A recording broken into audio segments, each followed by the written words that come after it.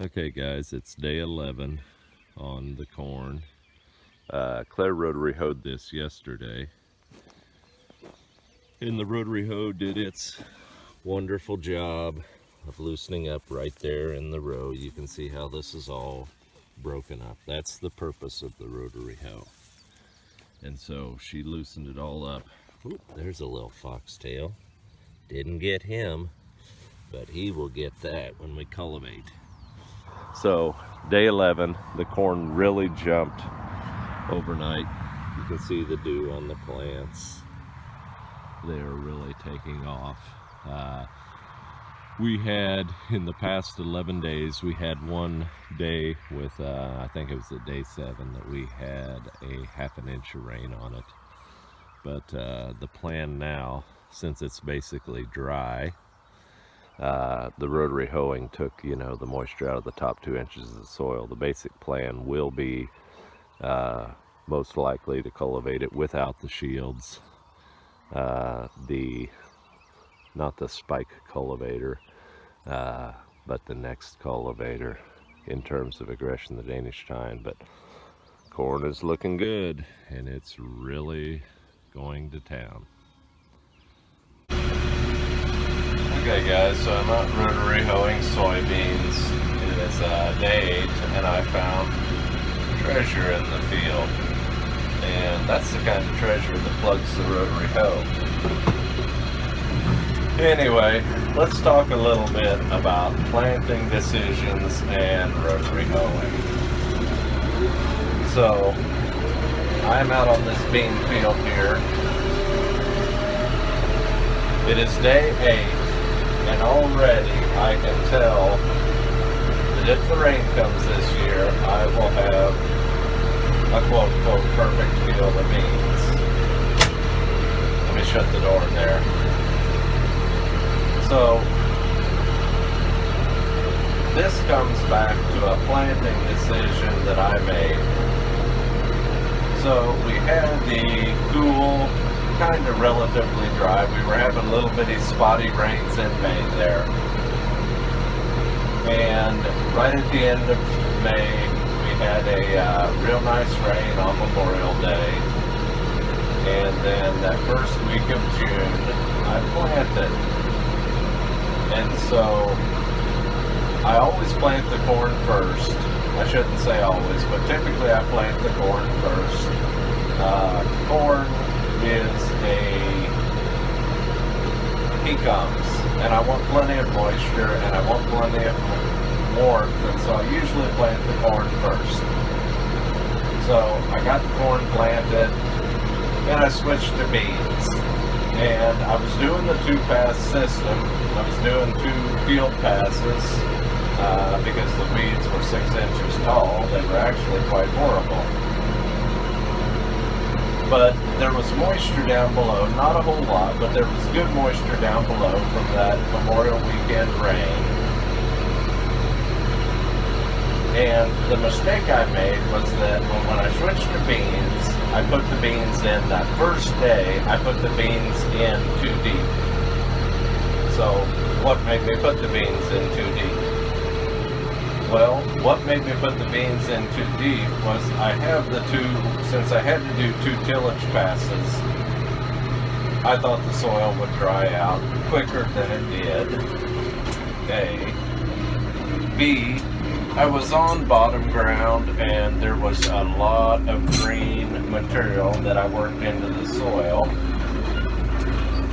And so, green material, when you work it into the soil, it takes a lot of moisture out of the ground to digest it. And then I also knew the temperature was going to be hot. So, those were the factors that made me stick the beans in quote-unquote deep. And I think I was about 1 3/4 inches. And on that field, in hindsight, so, 8 days have passed. And now I'm out here rotary hoeing. And what I found when I rotary hoed that field, we have had a ½ inch of rain. That was here 2 days ago. But what I found in that bottom field is that some of the beans did not come through. And it wasn't because they found moisture, it's because they were too deep or what have you. The other bad thing I found was that there was still enough moisture in the ground to start velvet leaf and cucumbers, so there was still moisture in that 1 inch, half-inch to 1 inch profile. There wasn't a whole lot of foxtail, but there was enough moisture for those weeds to start.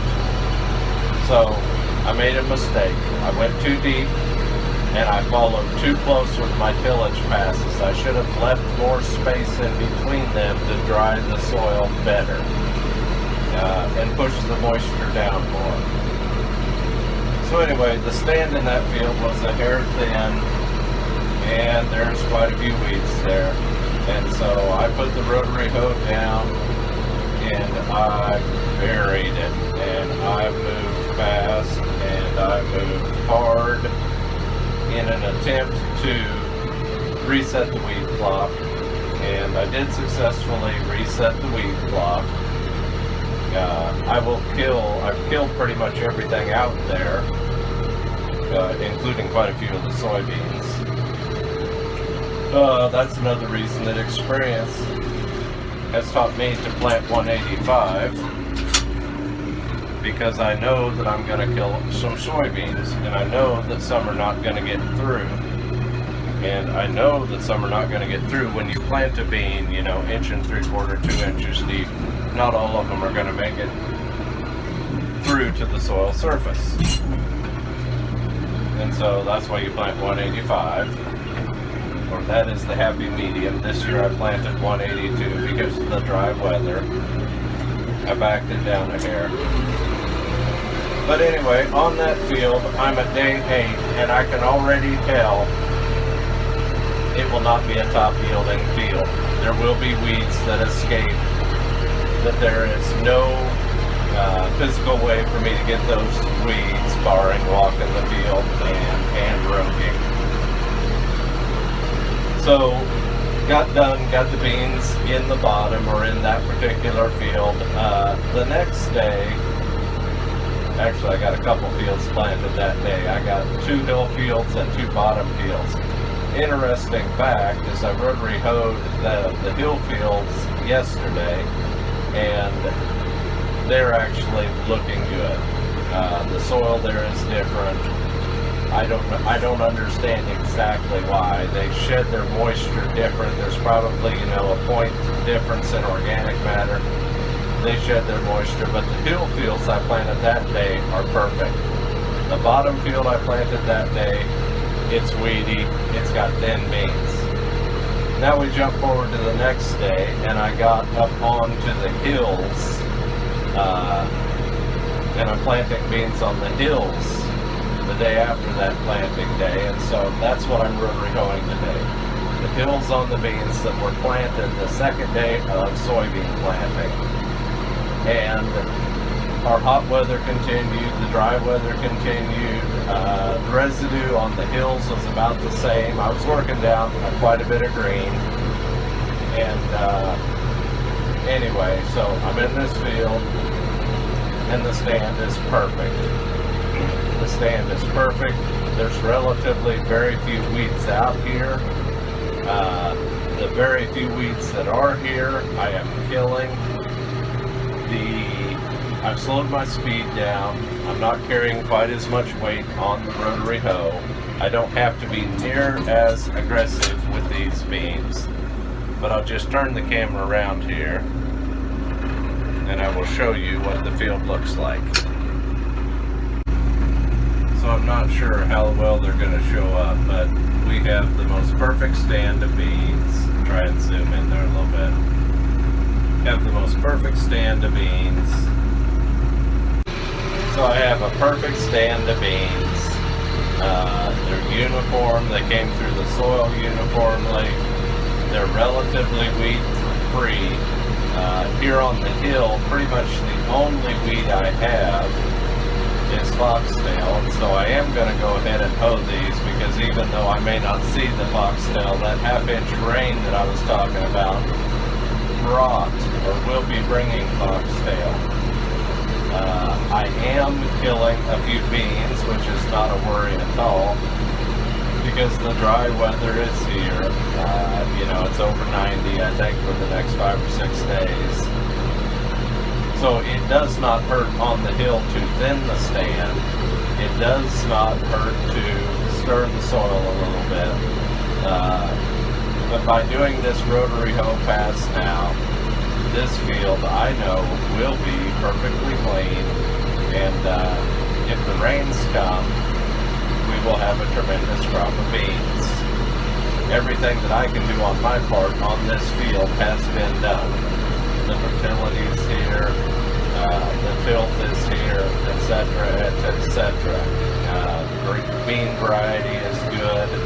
The moisture now is good, and the weed control is good. And once the beans have this jump here, you know, one more pass with a cultivator, with a row crop cultivator, and it's highly likely that this field will be done for the year.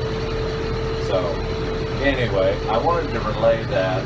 You know, I've told that before, but I don't know that I've ever fully explained what I'm talking about. But the primary thing that's always going through my mind when I'm cultivating is moisture.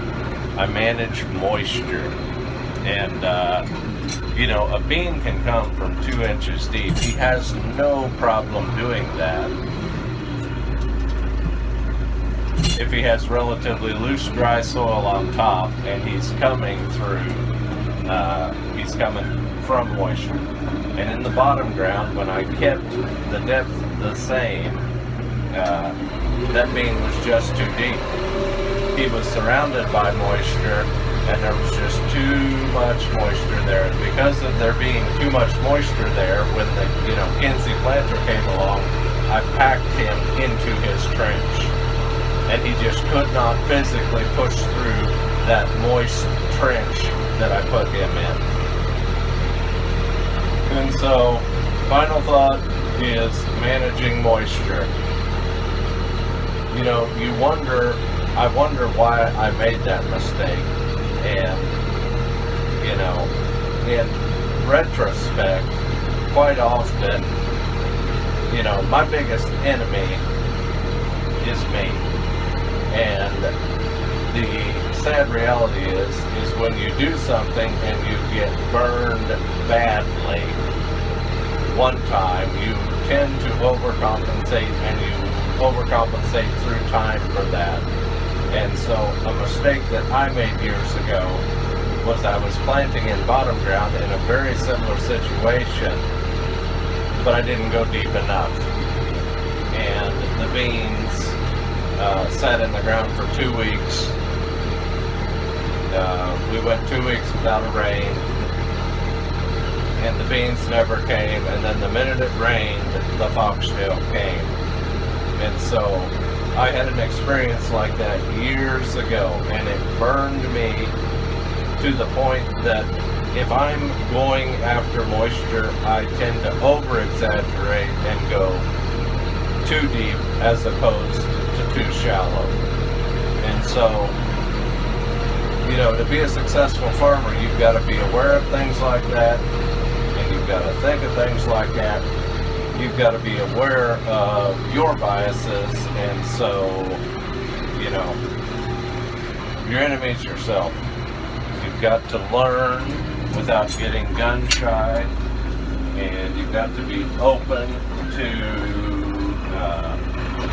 the full thought process of how you get a successful crop. And so the irony is that you know, I misread the moisture. That first day of bean planting, I should have done something to get rid of moisture. I should have planted shallower. I could have put more space between my tillage passes in an attempt to dry the soil better. I could have gone deeper with the field cultivator passes, etc., etc. But by the time the second and third and fourth day of soybean planting came around, my management system was working. and it was working perfect. And the reality is that I'm probably only going to have 12 acres of weedy beans, and the rest of the beans that I planted on the next several days, all those fields are going to be perfect. So on a whole farm basis, the beans are going to be a good bean. I can tell that right now, the first week of June. Well, started the second week of June. I can tell that it's going to be successful this year if the rains come. But in the struggle always to get better, I needed to do what we were doing here, and I was talking out loud as I was doing it. I was talking about the moisture and the mistake that I made in that 12-acre field. So anyway, we'll keep rotary hoeing. I'll give you a little footage here out the front of what I am looking at and what the field looks like as I go over it. There's my beautiful cloud of dust rolling away. And let's come back down here and look actually at the row. And so the soil is so loose and so dry, it's actually working beautiful. It's kind of putting some dirt on those beans, but you don't have to worry about that because the new leaf is right there where my finger is at, and he will pop out. Wind will shake the bean like that, and away he will go to town. Same with those right there. They look like they're covered, but they're not. By tomorrow morning they will have unfurled and they will be rolling. You come back in a day and maybe 2 days. You come back in 2 days, you will find the bean field looks perfect. Let's go down here and see where our moisture's at. So we have good moisture, 2.5, maybe 3 inches down. And we have this beautiful dry soil on top from the 2 tillage passes. This field will be a success. And you can tell that right now because of what I was talking about a little bit ago. And here is the view out the front. You can see where I've already gone. And you can see where I'm going. You can also see that there is not a green cast to the field. There's actually very few weeds out here, but it's good that we're pushing down the ridges a little bit, and it is good that we're killing a few beans. Like I showed you there on the moisture, there's not a whole lot of moisture. The soil profile has adequate moisture, and so the beans will continue to root down.